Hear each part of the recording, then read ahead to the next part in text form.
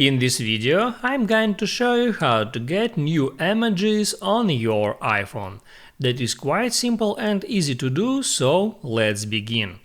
You can open up any app that use your keyboard, then tap at emoji icon to type in some emojis and in text field. There are a lot of different emojis, but if you can't find the newest emojis, there is simple trick how you can fix that. So first, all you have to do is open up settings, then get into general, and here tap at software update, and now you have to check if you got some software update here, and if you got one, just update your device to the latest iOS version.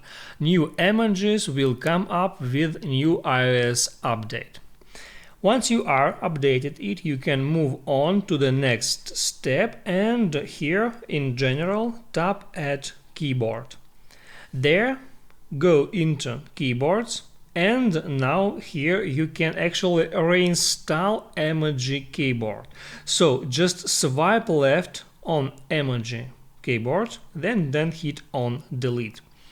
Then tap at add new keyboard, and here you can use search to search for emoji keyboard, then just tap on it to install it to your keyboard. And after doing that, you will get all new iPhone emojis into your emoji keyboard. That's it. If this video helped you out, don't forget to like and subscribe.